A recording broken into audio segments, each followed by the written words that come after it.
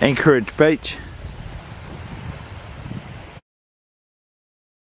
Oh, yeah, that's what happened to you. Yeah, it's just easy, isn't it?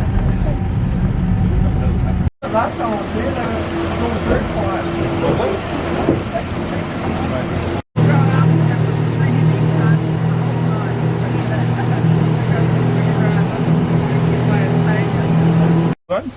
And up above them in the trees is a slightly different version of them, the black and white. Let's do a bit better. Never know. This island of it's called Adele Island. Adele was the wife of the first European explorer that ever explored Tasman Bay.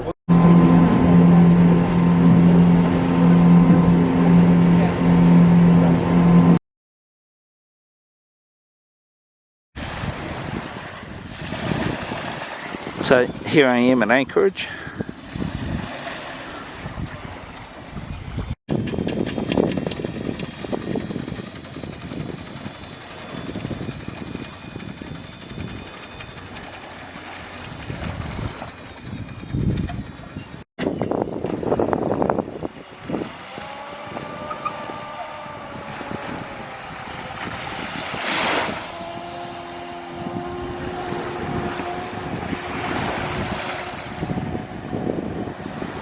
So here I am in Anchorage. This is the first hut. I'm staying here tonight, and then tomorrow I'll be heading down the beach and heading over to Bark Bay.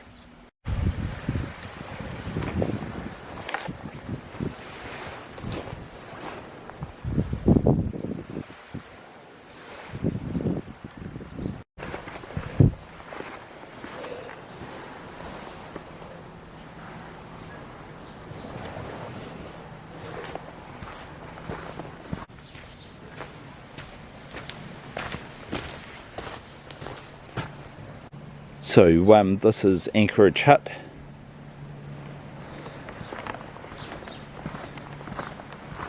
.34 bunk Great Walk hut.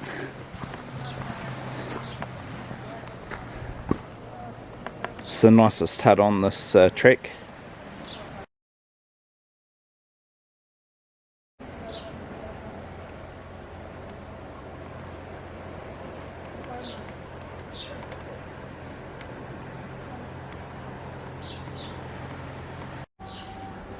So this is one of the bunk rooms. This is the one that I'm staying in tonight. So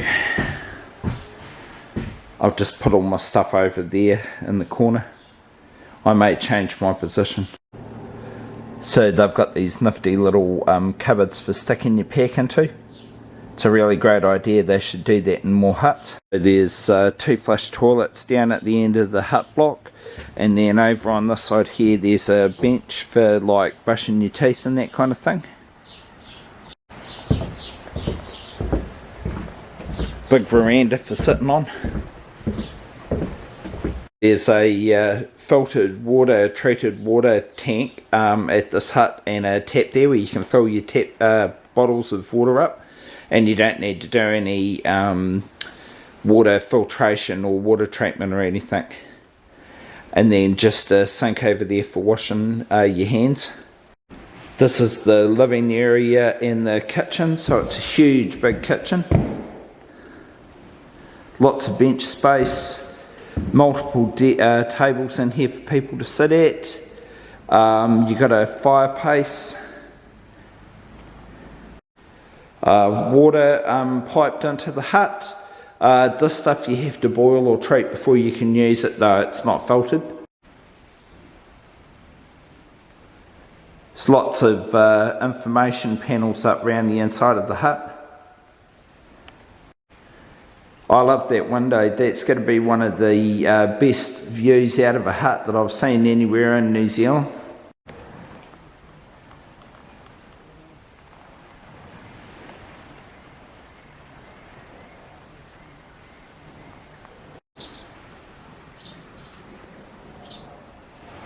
Bushwhacker, native to New Zealand. The early settlers used to eat them because supposedly they taste a bit like chicken.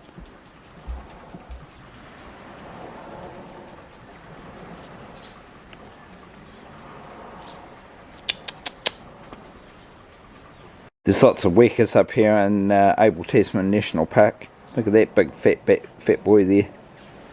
Hey buddy.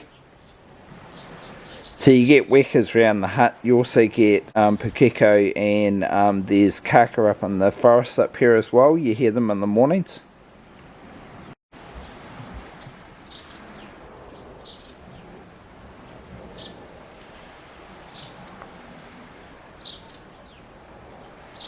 Scavenging buggers, they're always looking for stuff. You got to be careful when you can't leave your like socks or stuff sitting anywhere, they'll get hook into it.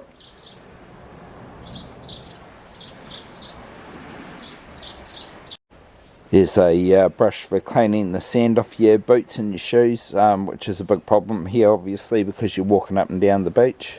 So the Department of Conservation have released some kaka up here in the park, and they're doing well.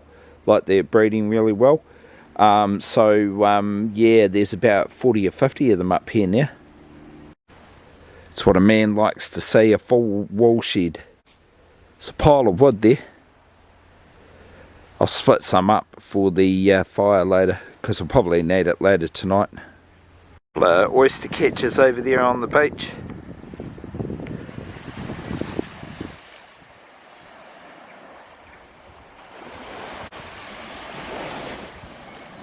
That's the Department of Conservation boat over there.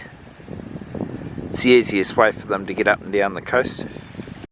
Just giving the hut a good look out. It's pretty empty.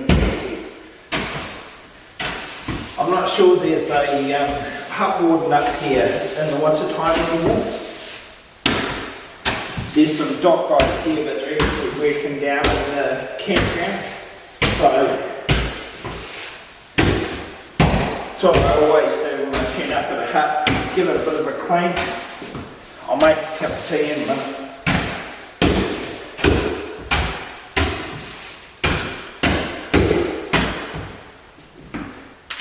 Yeah, so don't know how many people are staying in the hut tonight. I didn't look before I come up, but I was the only person that got off the boat. I'd imagine there's people walking in from both ends. They'll all start arriving about 1 o'clock probably. Yeah. So we'll just see who's here tonight.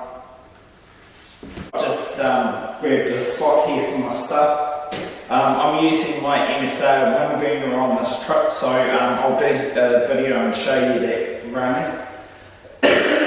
Just got my rations for today. Crackers. I'll just set my stuff up in a wee area here, and then that'll be, I'll just leave it there basically until I pack up and leave the hut tomorrow. Yeah, that's what you want to do when you basically turn up. It's got a few next to a window for a bit of air coming in. I've gone around and opened all the windows in here just to give it a bit of an air out, and I've done it in the bunk rooms as well. I've gone and opened all the windows. Yeah, because you know, middle of winter time, not many people coming up here. They're not really getting a very good airing out, so yeah. Gonna make a cup of tea in a minute, and I'll show you the MSR wind burner running.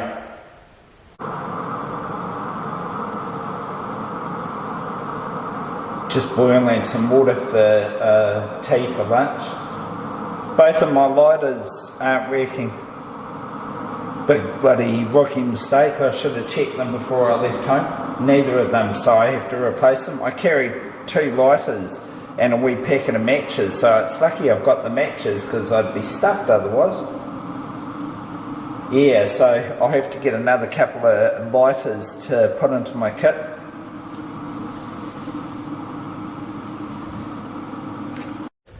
So just having my lunch. So what have I got for lunch? I've got some Baby Bell cheese.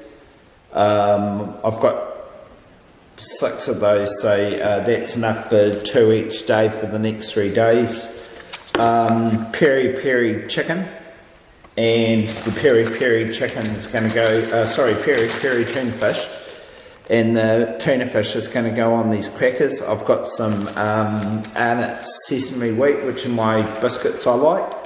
And then just to finish it off, I've just got some miso soup here, so I'm just going to make up a miso, and I'll have that with my crackers and my tuna fish. Yeah, it's what I normally have for lunch.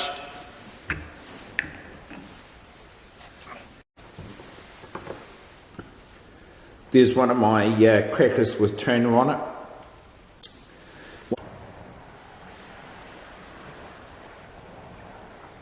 So that's a Maori carving. There's a few of those along the length of the Coastal Track. Anchorage campsite is just in that direction. I'll go down and have a wee bit of a look around later. Yeah, there's spaces here for 100 people, and at Christmas time it would have 100 people. So treated water tap there for people to fill their water bottles up, and that's one of the toilet blocks over there. So this is the Anchorage campsite. Got little tent sites underneath the trees. Plenty of nice spots to set up. There's a cook shelter just over there with water and benches with sinks. A set of toilets just over here. Yeah, it's a really nice setup. Like I say, you can get up to 100 campers in here. Over the summertime, if it was like the week around New Year's, this would just be completely full of people. There'd be no space at all. There's a tidal inlet down at the far end of the campground. Yeah, so the campground's down through here. That'll all be underwater when the tide fully comes in.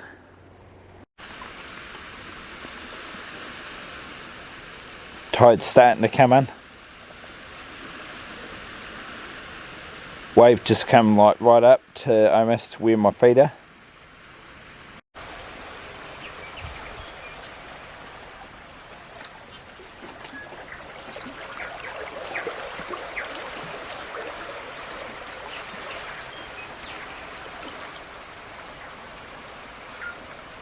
Total surge up in the Abel Tasman is the highest in New Zealand. It's from 3.5 to 4.5 metres depending on the time of the year and if there's a spring tide, that kind of thing.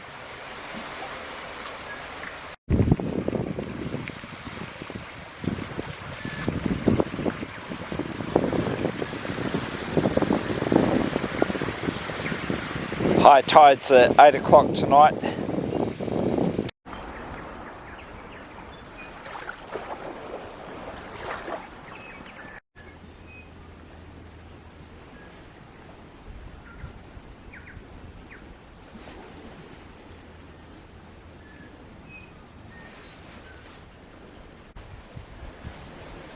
I'm just sitting outside of the hut having a cup of tea. I pulled the picnic table over into the sun, so later in the afternoon the sun will come round and it'll be coming down on this seat here. Yeah. I'm the only person that's that I might be the only person staying here tonight. I just looked at the hut intentions book, and the last people that actually stayed in the hut were here 3 days ago. There was no one in between. Yeah, no, or at least no one's written in the book. But then there's no pen inside, so there might have been people here and they just didn't have a pen. Yeah.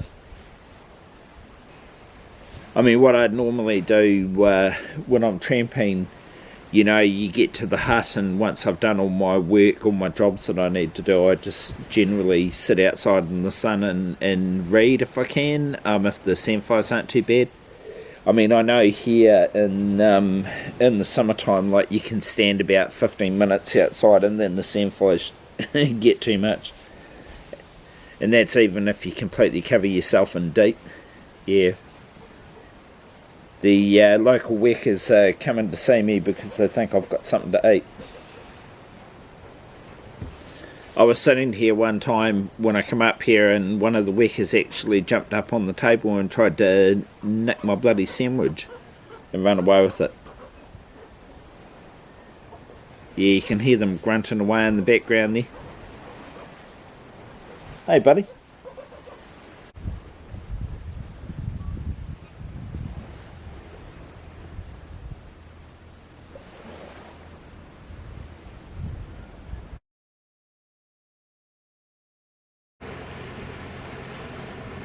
Doesn't look like there's a lot of people on it actually.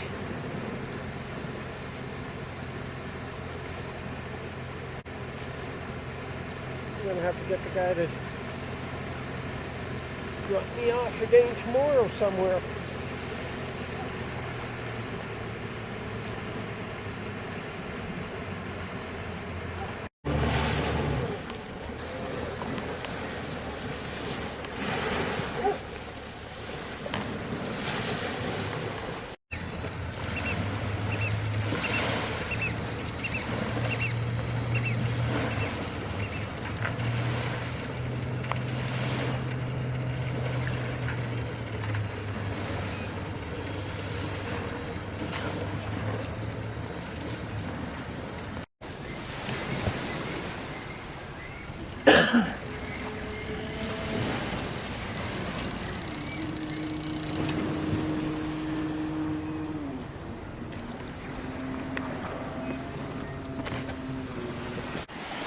There's been quite a bit of erosion along the coast there since the last time I was here.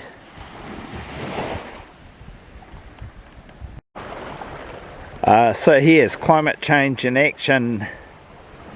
The ocean has started digging into the area in front of the warden's hut there. Last time I was up here, which was last year, it wasn't like that. It was like a gentle sandy beach.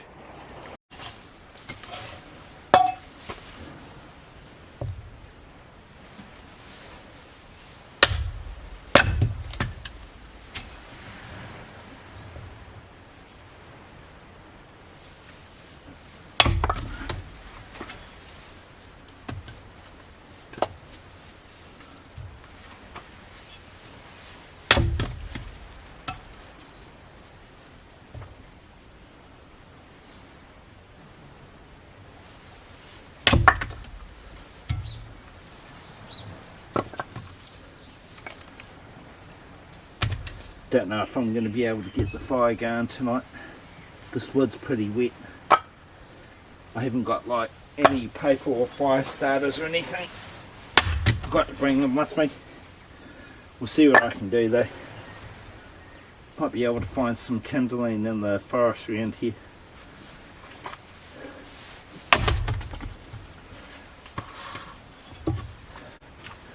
Certainly lots of firewood.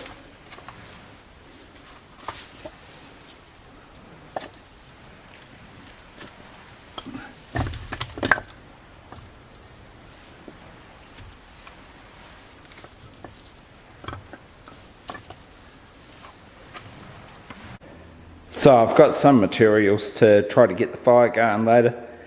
Yeah, I'll just have a look around. I need something like some really dry leaves or something like that just to act as a tinder ball. I'll have a look and see what I can find. Someone's hauled a whole lot of branches out here and put them on the beach to dry in the sun. Yeah, so that's what I'm going to try to use to light the fire later. So I've got the fireplace all ready to go. I just need to make a tinder ball. I need to find like some bark or something that I can like shred up and dry. And yeah, that should be fine. I've just got some bark off of the manuka trees around here because it's quite a good fire starter. You just have to kind of separate it into threads and scrunch it up a wee bit.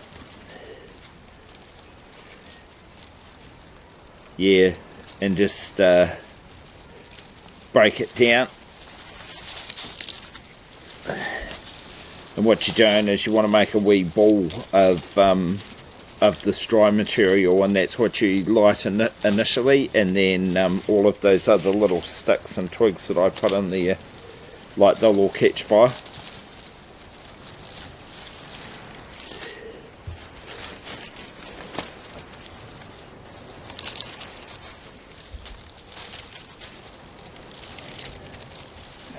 Hey.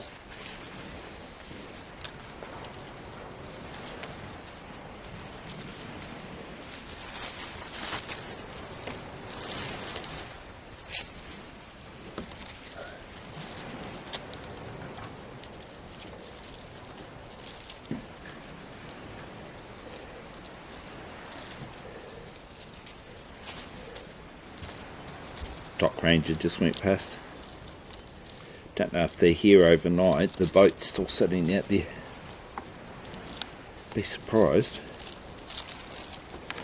So I've just got the stuff all broken up now. So there's some heavier bark there, and then there's all this stuff here which is a lot looser. And then I've just broken it all up and spread it on the table, and I'll just leave it in the sun for like about an hour, and it should be nice and dry by then.